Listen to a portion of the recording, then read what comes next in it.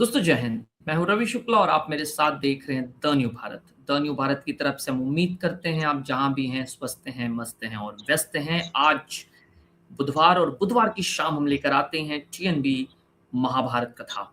और इस बार हमारी कहानी जो आगे बढ़ेगी वो महाभारत के उस किरदार के साथ जिसकी अटल प्रतिज्ञा की आज भी दाद दी जाती है, जिसके व्यक्तित्व में, किरदार में आपको एक अलग ही पहचान मिलेगी, अलग तत्व मूल्य मिलेंगे। तो आइए कथा में प्रवेश करते हैं और हमारे साथ में जुड़ चुकी हैं लीना मेहंदले जी। मैं उनका स्वागत करता हूं। मधुकर सिंह जी का भी स्वागत करते हैं। आप दोनों के स्वागत के साथ स्वागत उन दर्शकों का जो अभी जुड़े हैं, जो बाद में कार्यक्रम को देखेंगे। आप सभी को मैं ये बताता चलूं कि द न्यू भारत और कौशलम ट्रस्ट के तत्वावधान में हम इस कार्यक्रम को लेकर आते हैं, जिसका उद्देश्य है महाभारत जैसे बहुमूल्य ग्रंथ को, उसके पात्रों को, पात्रों से प्राप्त सीख को, मूल्य को, नैतिक मूल्य को हम अधिक लोगों तक पहुंचा पाए। तो आइए इस सीखने सिखाने के क्रम को आगे बढ़ाते हैं, लेकिन उससे पहले शंखनाद, और शंखनाद के लिए हमारे साथ मधुकर जी उपस्थित हैं। सर स्वागत है। धन्यवाद सभी दर्शकों का और रवि जी का और नीना मेहंदल जी का मैं सादर प्रणाम करता हूं।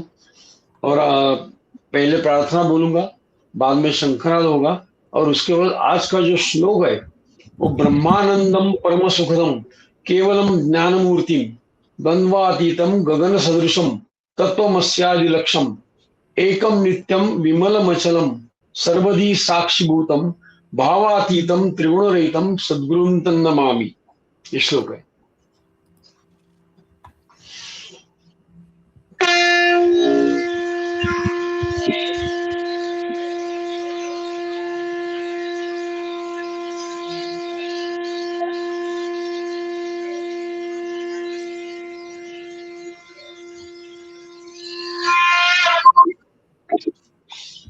अभी श्लोक है तो जी।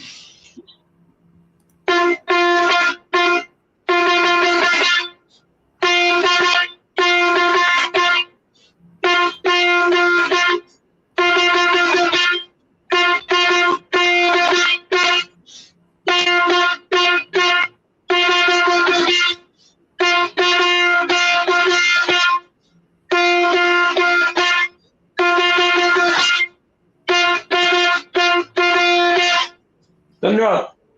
बहुत धन्यवाद सर। और सीधे कथा में प्रवेश करते हैं। हमारी कथा चल रही है भीष्म की, गंगा पुत्र देवव्रत भीष्म। और लीना जी का स्वागत है आज की कथा को आगे बढ़ाने के लिए। बहुत बहुत सबको नमस्ते, सारे दर्शकों को नमस्ते। और गणेश वंदना से आरंभ करते हुए हम आगे चलेंगे।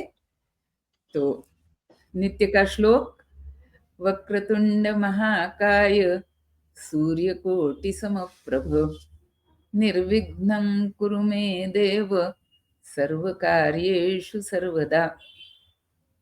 और श्री कृष्ण की वंदना, त्वमेव माता च पिता त्वमेव त्वमेव बन्धुश्च सखा त्वमेव त्वमेव विद्या द्रविणं त्वमेव त्वमेव सर्वं मम देव देव।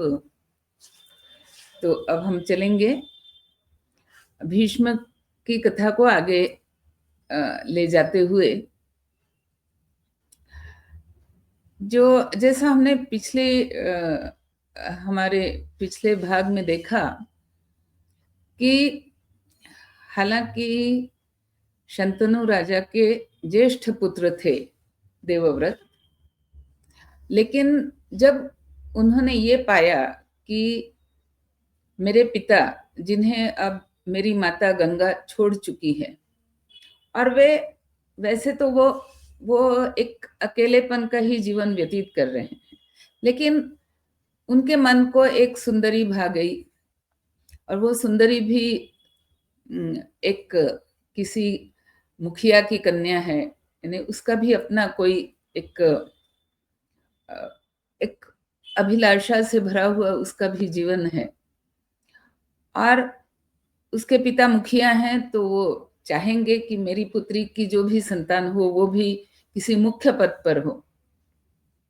और अगर शंतनु जैसा महापराक्रमी सम्राट मेरी पुत्री के लिए उसका हाथ मांग रहा हो, तो स्वाभाविक है कि कोई भी पिता कहेगा कि फिर मेरी पुत्री के भविष्य में जो भी अच्छा हो वही मुझे संतोष देगा। तो पुत्री का अच्छा, सबसे अच्छा क्या हो सकता है कि उसके पुत्र राजा बने, सम्राट बने।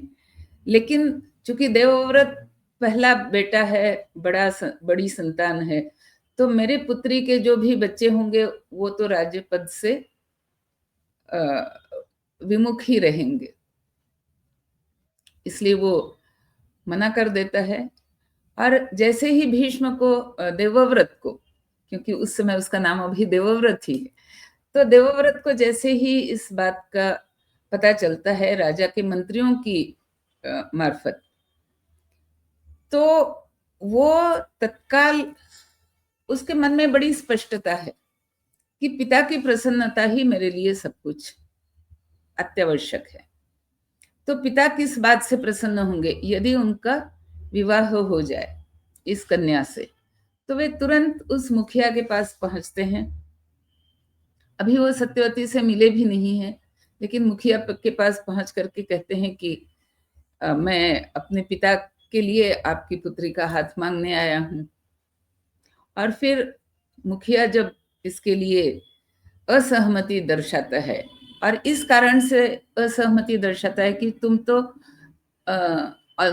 तुम्हारा तो युवराज पद का अभिषेक हो चुका है, तो अगले सम्राट तो तुम ही बनोगे। तो तत्काल देवव्रत कहते हैं कि चलो, मैं अपनी पिता की प्रसन्नता के ये अपना जो अधिकार है सम्राट बनने का, इसका मैं त्याग करता हूं। तो मुखिया कहता है कि तुमने भले त्याग कर लिया हो, पर तुम्हारे पुत्र तो लड़ाई करेंगे इसके लिए। तो भीष्म कहता है कि चलो, मैं इस बात का भी त्याग करता हूं, मैं सांसारिक जीवन का त्याग करता हूं, मैं विवाह नहीं करूंगा ताकि मेरे पुत्र ही ना हो। अब तो तुम्हें कोई आपत्ति नहीं होनी चाहिए। और जैसे ही मुखिया हाँ कहता है, अनुमति दे देता है, तो तत्काल सत्यवती को माता कह करके संबोधित करते हुए उसे रथ पर बैठा करके शंतनु के पास ले आते हैं देवव्रत। और इसी भीषण प्रतिज्ञा के कारण उनका नाम पड़ा भीष्म। लेकिन हमारे देश में भीष्म की जो महत्ता है वो केवल इस बात के लिए नहीं है कि प्रतिज्ञा कितनी भीषण थी। महत्ता इस बात की है कि पिता की प्रसन्नता के लिए जो हंसते हंसते इतना बड़ा त्याग कर दे, जो हमने ययाति और पुरु के संबंधों में भी देखी थी यही बात, कि पिता की प्रसन्नता के लिए 1000 वर्ष तक अपनी युवावस्था पिता को बहाल कर देने वाला ऐसा वह पुत्र था। अब यहां भी हम वही देखते हैं कि पिता और पुत्र के संबंध ऐसे हैं कि शंतनु की प्रसन्नता के लिए देवव्रत इतनी भीषण प्रतिज्ञा करके अपने अधिकारों का त्याग कर रहा है, और इसीलिए इसकी महत्ता है। तो ये दर्शाता है कि हमारे देश में, हमारी संस्कृति में त्याग की बड़ी महत्ता मानी गई है। और त्याग के साथ साथ वचन पालन, मैंने अगर वचन दिया है तो मैं सदैव उसका पालन करूं। तो ये नैतिकता मेरे में जब आती है, तो वह नैतिकता कई तरह से हमारे व्यक्तिमत्व को बहुत उजागर करती है, प्रकाशित करती है। और यहाँ भीष्म के केस के संबंध में तो हम देखते हैं कि तत्काल इसका जो परिणाम है इस त्याग का, वह उन्हें पिता की ओर से एक आशीर्वाद के रूप में प्राप्त होता है, कि पिता कहते हैं कि तुम्हारे लिए मैं ये आशीर्वाद देता हूं कि तुम्हें इच्छा मृत्यु होगी। तो जैसे मैंने पिछली बार में बताया कि पूरे संसार में ये एकमेव उदाहरण हमें दिखाई पड़ता है जहां पर किसी व्यक्ति को इच्छा मृत्यु का वर मिला, लेकिन ऐसा वर पाने वाले ये भीष्म रहे। और फिर कालांतर में शंतनु और सत्यवती के विवाह के बाद सत्यवती के 2 पुत्र होते हैं, विचित्रवीर्य छोटा और चित्रांगद बड़ा। और फिर कालांतर से शंतनु का निधन हो जाता है, तो बड़ा बेटा जो है चित्रांगद, वह राजा के पद पर उसका अभिषेक किया जाता है। लेकिन कुछ ही वर्ष तक राज्य करने के बाद एक किसी गंधर्व से युद्ध करते हुए चित्ररथ मारा जाता है, उसका निधन हो जाता है। तो उस समय विचित्रवीर्य की आयु कम है, लेकिन सत्यवती और भीष्म दोनों मिल करके उसका राज्याभिषेक करते हैं और फिर प्रतीक्षा करते हैं कि वो जैसे जैसे बड़ा होगा वो सीखता चलेगा कि राज्य का व्यवहार कैसे किया जाता है। और फिर जब विचित्रवीर्य युवावस्था को प्राप्त होता है तो सत्यवती की सलाह ले करके भीष्म ये सोचते हैं कि अब इसके विवाह की जिम्मेदारी भी मेरी है, क्योंकि पिता अब नहीं है। तो इसके लिए कोई उचित कन्या, उचित पत्नी। तो भीष्म के ध्यान में आता है कि काशी का राजा है, उसकी 3 कन्याएं हैं और तीनों एक साथ उनका स्वयंवर होने वाला है। तो माता की आज्ञा लेकर के भीष्म काशी नरेश के पास यानी काशी देश में पहुंचते हैं। और जैसा महाभारत में वर्णन है, भीष्म को अपनी युद्ध कला पर इतना अधिक विश्वास है या भरोसा है कि वह अपने साथ कोई बड़ी सेना वगैरह भी लेकर के नहीं जाते हैं। एक प्रकार से अकेले ही बहुत अत्यल्प सेना के साथ वे काशीराज के स्वयंवर सभा में पहुंचते हैं। अब स्वयंवर सभा में तो कई युवा राजे वहां पर उपस्थित हैं और उनके बीच में भीष्म का वर्णन है कि भीष्म के शरीर पर झुर्रियां पड़ी हुई हैं वृद्धावस्था के कारण। भीष्म के बालों में कहीं कहीं सफेदी आ रही है। अर्थात ये बिल्कुल स्पष्ट वर्णन है महाभारत में कि इस घटना के समय भीष्म कम से कम प्रौढ़ अवस्था को तो पा ही चुके हैं, वो तरुण नहीं रहे। तो सभी दूसरे राजा उनकी एक प्रकार से निंदा और उनका मजाक उड़ाते हैं कि अब ये बुढ़ऊ आ गया स्वयंवर में। लेकिन स्वयं भीष्म उनकी तरफ ध्यान न दे करके वे अपने रथ में, जो बड़ा रथ वो लेकर के आए हैं, उसमें वो तीनों कन्याओं को बलपूर्वक बैठा लेते हैं और सारे राजाओं को एक प्रकार से चुनौती देते हैं कि मैं तो अपने भाई से विवाह करने के लिए इन्हें ले जा रहा हूं, और अगर तुम में से कोई भी अगर मेरे से युद्ध करने के लिए सक्षम है तो मैं रुका हूं, मैं भाग के नहीं जा रहा। तो तुम युद्ध करो और मुझे पराजित करके ही ये कन्याएं तुम्हें वापस मिल सकती है, अन्यथा मैं इन्हें हस्तिनापुर ले जा रहा हूं। तो सारे राजा एकत्रित हो जाते हैं भीष्म से लड़ाई करने के लिए, लेकिन वे भीष्म से जीत नहीं सकते हैं। तो अंततः शाल्व नाम का एक राजा है, जो कि अन्यथा तो वो भी बड़ा शक्तिशाली है, और वो विमान भी एक रखे हुए, मतलब जैसे रामायण में पुष्पक विमान का हम वर्णन देखते हैं, उसी प्रकार महाभारत में ये जो शाल्व राजा है, ये भी विमान से वो उड़ा करता था। उसके पास भी एक विमान है और स्वयं भी बड़ा शक्तिशाली है, लेकिन भीष्म से युद्ध करके वह पराजित हो जाता है।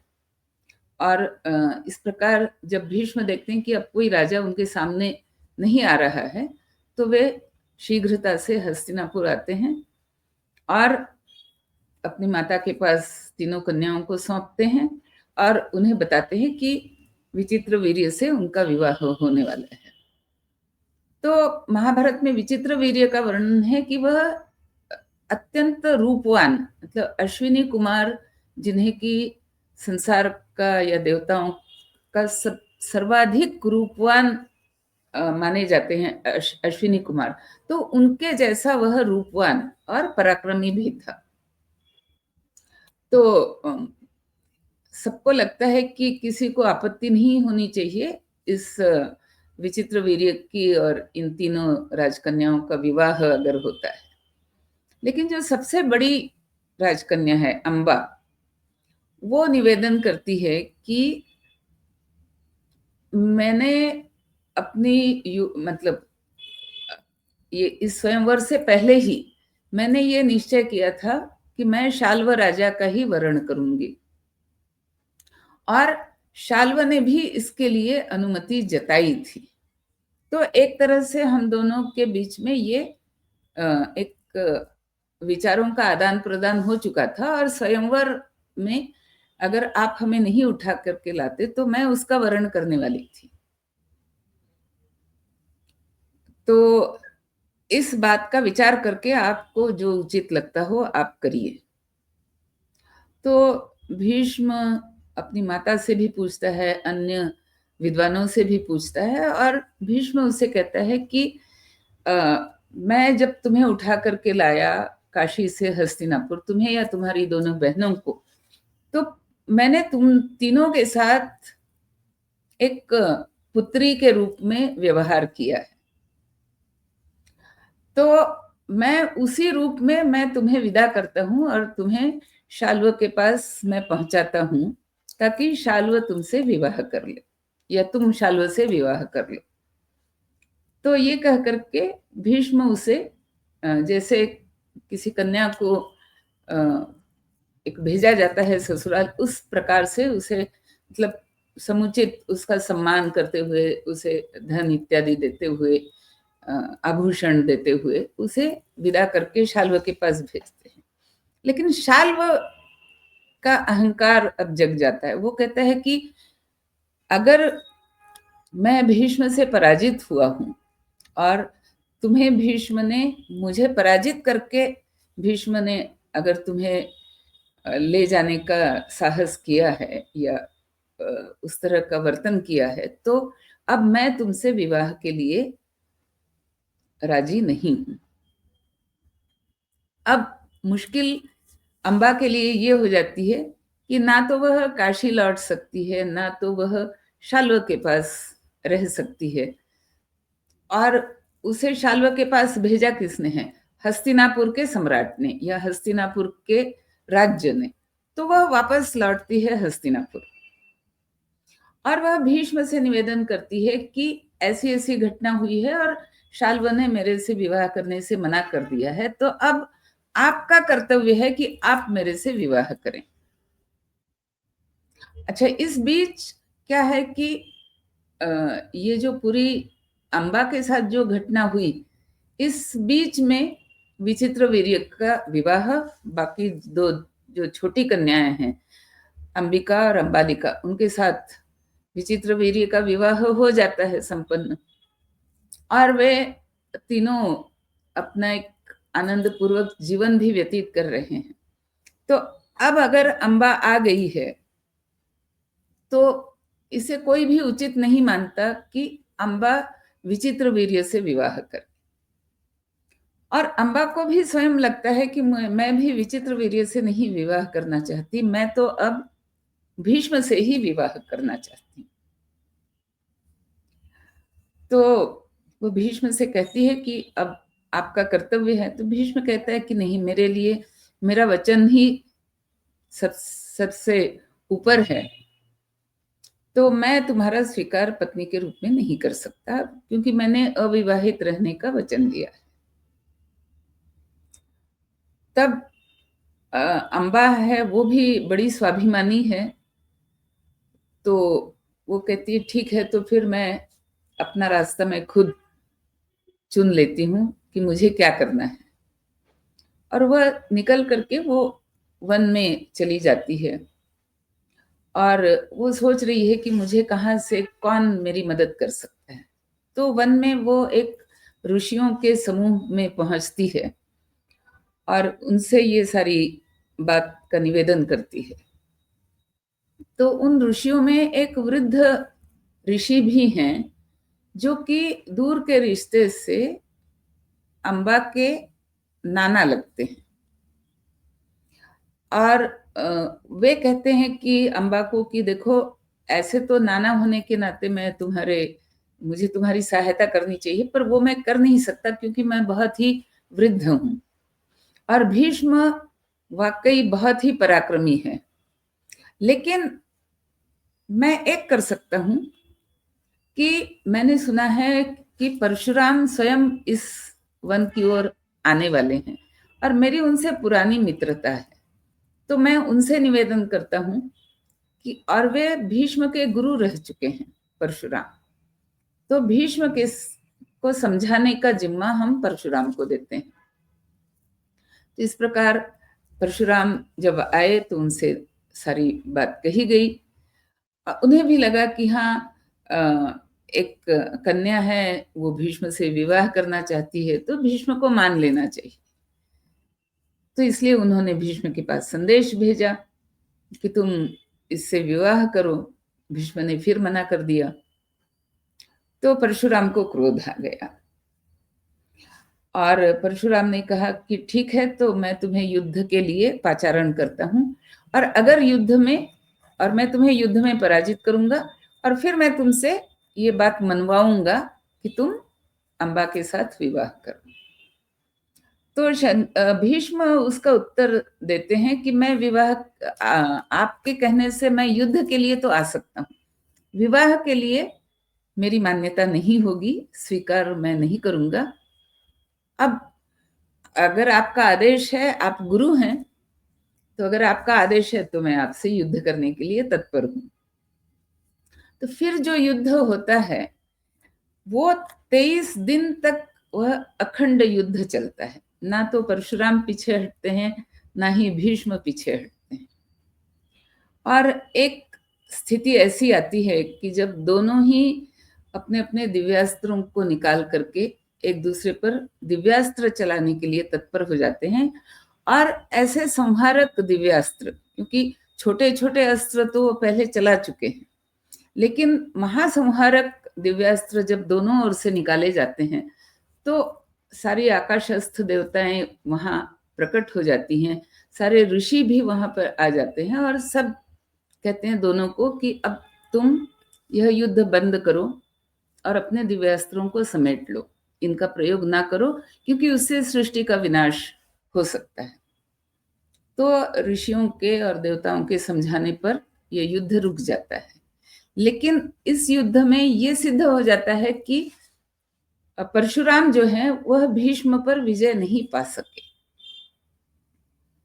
तो वो भी बड़े क्रोधित हो जाते हैं, लेकिन वो बताते हैं अम्बा से या उसके नाना जी से कि भाई मैं तो सफल नहीं रहा, तो अब मैं अपने रास्ते पर चला, अब इस पूरे प्रश्न का क्या करना है इसका उत्तर मेरे पास नहीं है। और भीष्म भी लौट आए हस्तिनापुर, अम्बा बेचारी फिर रह गई। तो अम्बा ने सोचा कि अब इसका एक ही उपाय है कि मैं तपस्या करूं और अपने जीवन का अंत करूं, या जो भी है। तो वो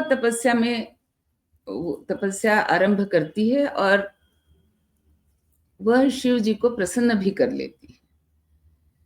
और वो कहती है कि मैं चाहती हूं कि ये जो भीष्म के द्वारा जो मेरा एक प्रकार से अपमान है, क्योंकि भीष्म ने एक तरह से मुझे ठुकराया है, जबकि मैं उसके साथ विवाह करने के लिए मान गई थी। तो मैं चाहती हूं कि इसका मैं प्रतिशोध ले सकूं। तो शिव ने कहा कि इस जन्म में तो मुझे नहीं लगता कि तुम प्रतिशोध ले पाओगी। हाँ, अगले जन्म में तुम्हारे कारण भीष्म की मृत्यु हो, इस प्रकार का वर मैं तुम्हें दे सकता हूं। लेकिन तुम भीष्म को मार सको, ये वर मैं नहीं दे सकता, क्योंकि भीष्म के पास इच्छा मृत्यु का वर है। उसकी इच्छा के बिना कोई भी उसे नहीं मार सकता। तो तुम जो ये आग्रह लेकर के बैठी हो, ये संभव नहीं है। तो इस प्रकार एक तरह से देखा जाए तो अम्बा के हाथ में निराशा ही लग रही है, और वह फिर अपना जीवन समाप्त करती है। और कथा जब आगे चलती है तो हम देखते हैं कि वह द्रुपद राजा के पुत्री के रूप में उसका जन्म होता है। उस कथा पर हम आगे आएंगे। यहाँ हम केवल ये कह रहे हैं कि यहाँ पर हमें दोबारा भीष्म का जो एक स्वनिग्रह है वो एक दिखाई पड़ता है, और अपने वचन से वो कहते कि मैं अडिग रहूंगा, मैंने जो वचन एक बार दे दिया कि मैं विवाह नहीं करूंगा तो नहीं करूंगा। लेकिन इस घटना के बाद आगे एक और दुखद घटना घटती है, और वो है कि जो विचित्रवीर्य, जो कि एक बड़ा ही निपुण शासक, एक पराक्रमी राजा, और एक तरह से वो अपनी प्रजा के घर में, प्रजा के मन में वो बस चुका है कि ठीक है, ये हमारा अच्छा राजा है। लेकिन वो 2 पत्नियों से विवाह होने के बाद वो उनके साथ ही इतना अधिक समय बिताता है, और जैसे जिसे हम हमारी भाषा में हम कहते हैं कि जो काम के वश में वो इतना अधिक हो जाता है, यानी वो इतना अधिक अपनी पत्नियों के साथ संभोग करने में लग जाता है कि अंततः उसे मतलब उसका पौरुष जो है वो फीका पड़ने लगता है, और अंततः उसकी मृत्यु हो जाती है। तो ये एक बड़ा आघात सत्यवती के लिए है, दोनों रानियों के लिए है, भीष्म के लिए है, पूरी हस्तिनापुर की प्रजा के लिए भी है कि एक अच्छा राजा जो कि कुरुवंश के लिए एक आदर्श बन सकता है, उसकी मृत्यु हो जाती है। लेकिन उससे भी बड़ी समस्या ये है कि अब ना तो दोनों रानियों के कोई संतान है, और इधर भीष्म है जो कि प्रतिज्ञा लिए बैठा है। और ऐसा नहीं कि केवल भीष्म ने अम्बा को ही मना कर दिया। अब जब सत्यवती उससे कहती है कि तुम अब तो विवाह करो, क्योंकि अब तो विचित्र वीर्य भी नहीं है, तो ये इस बात की संभावना समाप्त हो गई कि मेरे पुत्र के, मतलब मेरे पुत्र और उनका वंश इस हस्तिनापुर पर सम्राट के रूप में विराजेगा, ये संभावना ही समाप्त हो गई।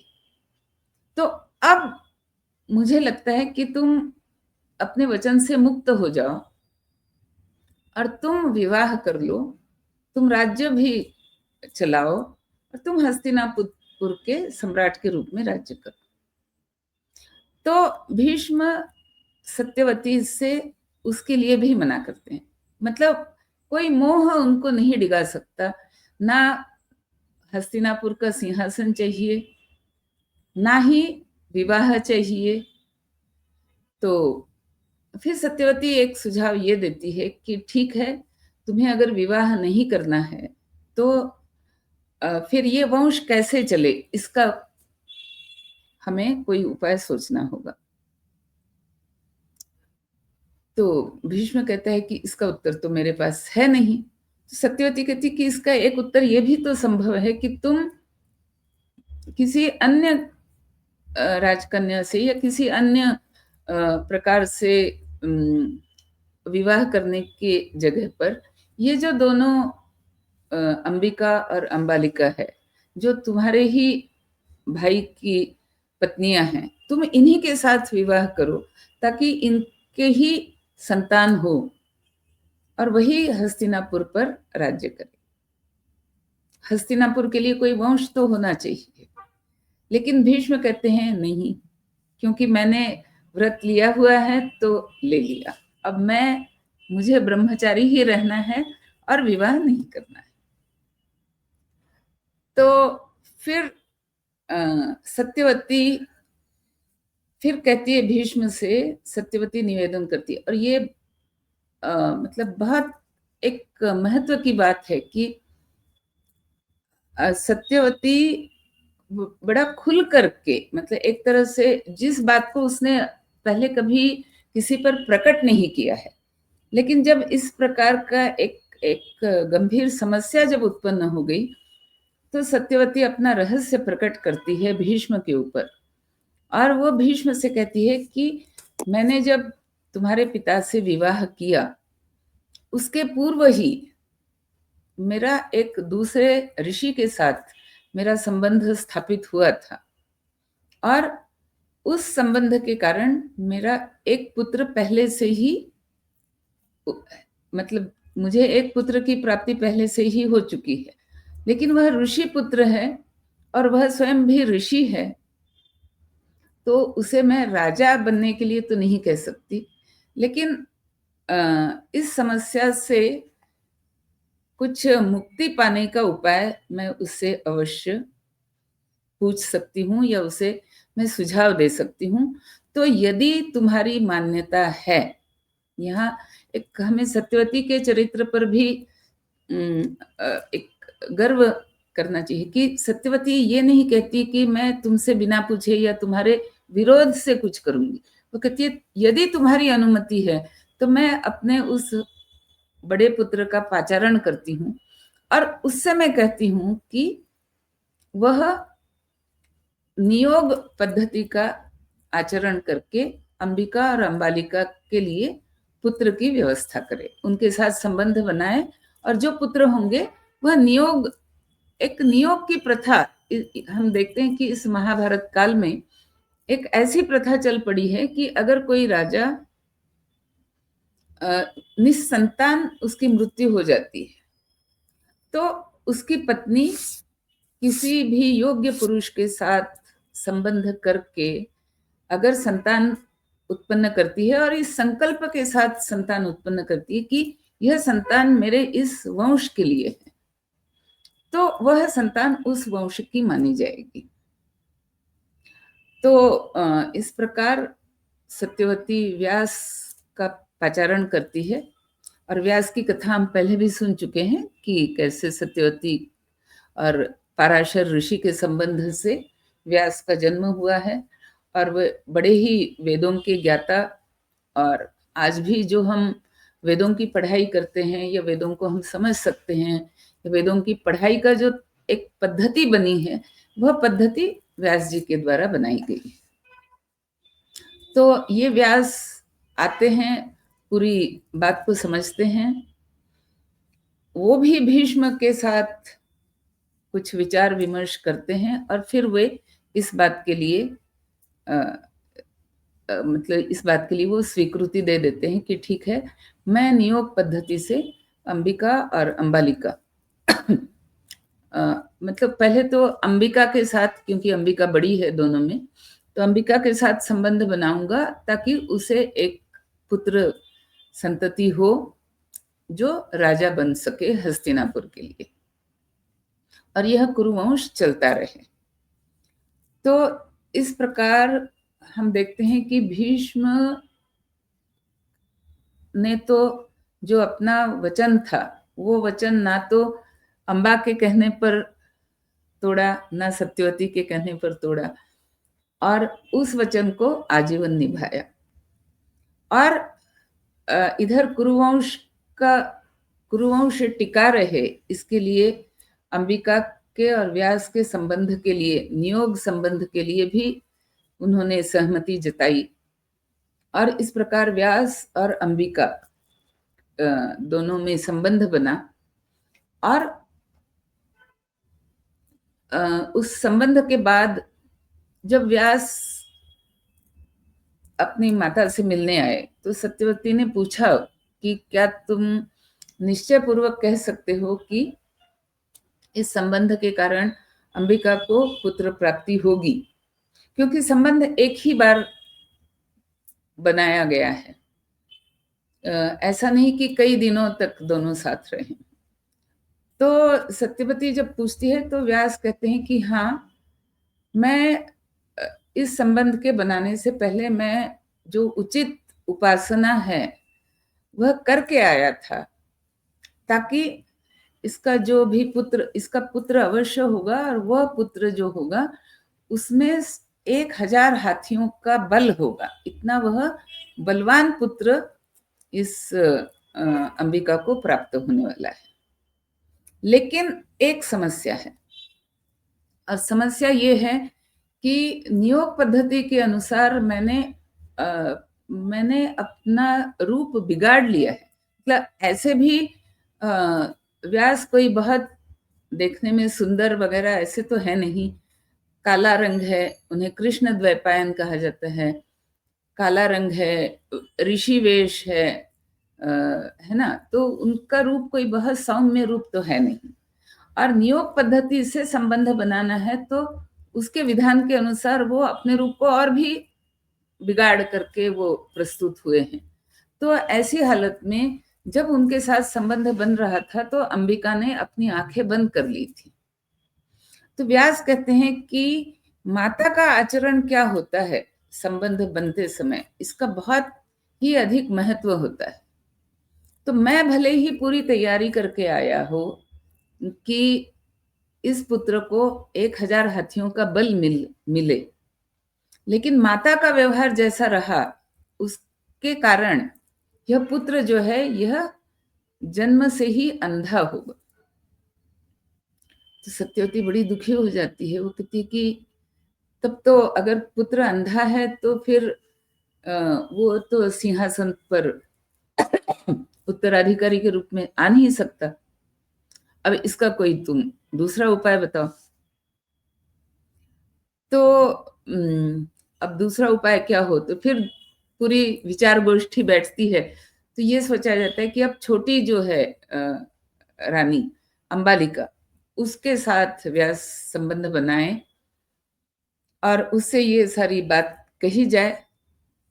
तो फिर व्यास और अंबालिका के संबंध बनते हैं, और अंबालिका से ये कहा जाता है कि चूंकि अंबिका ने आंखें बंद कर ली थी तो उसका पुत्र जन्मांध होने वाला है, तो तुम भी कुछ ऐसा वैसा मत करना। लेकिन फिर भी व्यास का रूप देखने के बाद अंबालिका जो है वो भी थोड़ी सी एक प्रकार से ये कहा जा सकता है कि उसका चेहरा जो है वो उतर जाता है, वो विवर्ण हो जाती है, मतलब उसका चेहरा सूख जाता है।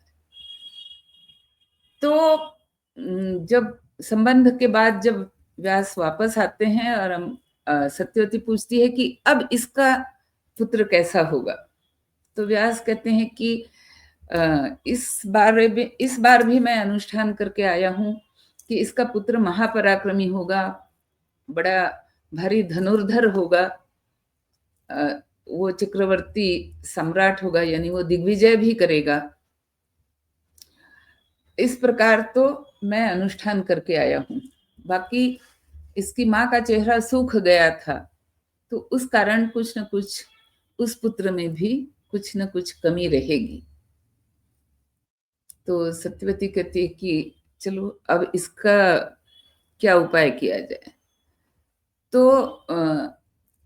उस समय तो व्यास चले जाते हैं, लेकिन जब दोनों के पुत्र होते हैं, अंबिका का भी पुत्र हो गया जो कि अंधा है, अंबालिका का भी पुत्र हो गया, वो भी उसको देख करके ही पता चलता है कि ये थोड़ा सा मतलब इसमें शायद कहीं रक्त की कमी है या ऐसा कुछ है।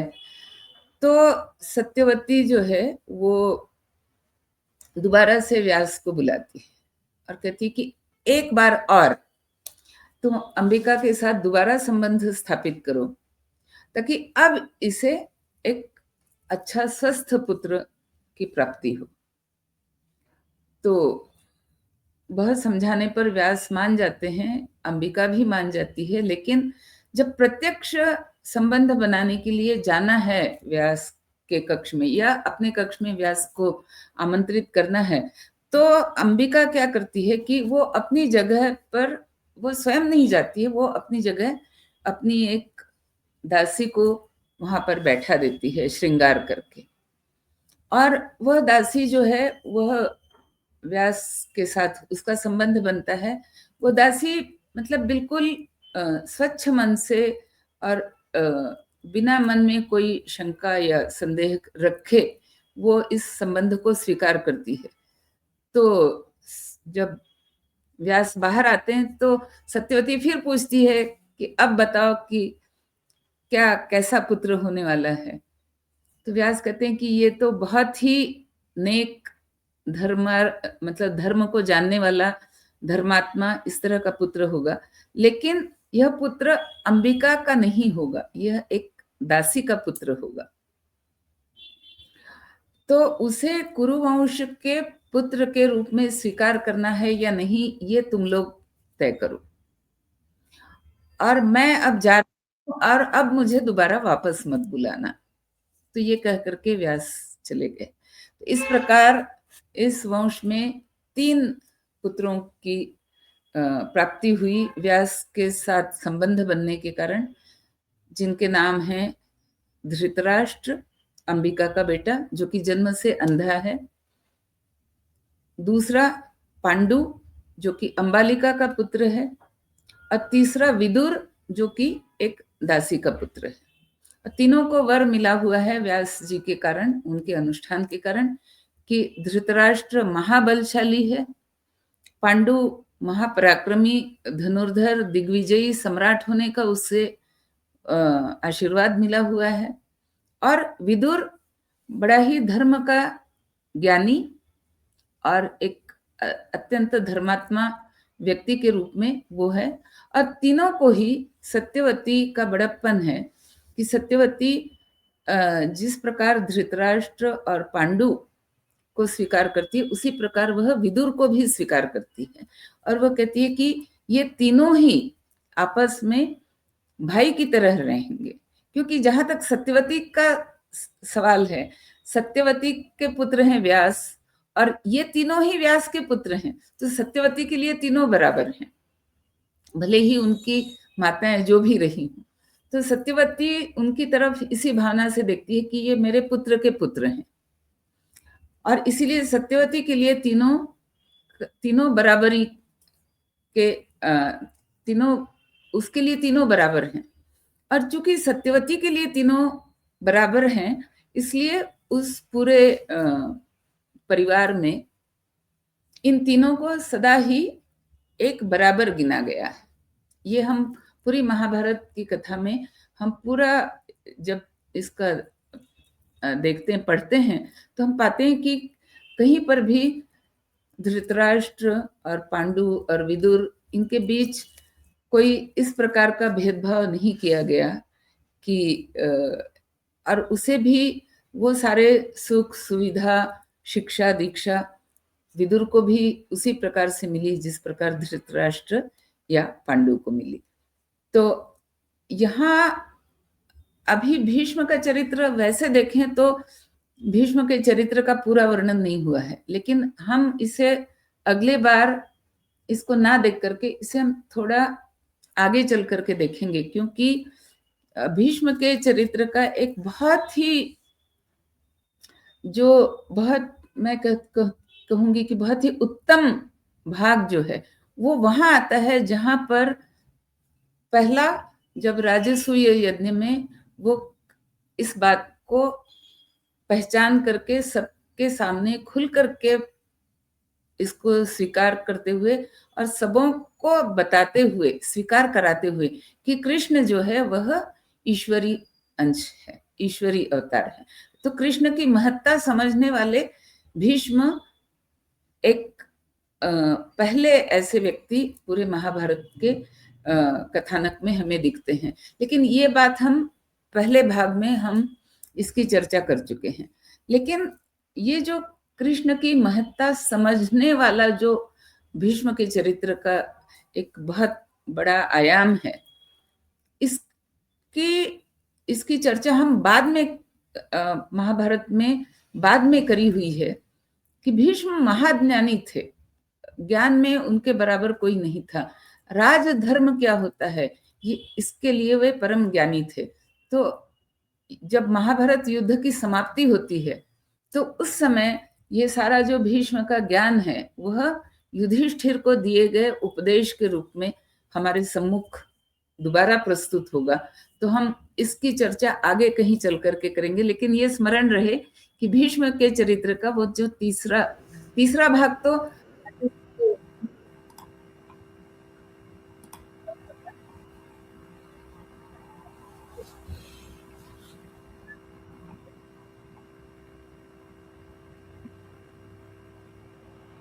रवि, अगर आपकी जी अनुमति हो तो आपके सभी दर्शकों को वंदे मातरम, राम राम। जी, वंदे मातरम मैम। किस तरह से भीष्म और उनकी अटल प्रतिज्ञा और कई ऐसे मौके जिन मौकों पर उन्हें अपनी प्रतिज्ञा से पीछे हटने का अवसर मिला, कोई लालच, कोई लोभ या किसी प्रकार का कोई ऐसे व्यक्तित्व में छलावे का भाव नहीं जो आज हम देखते हैं।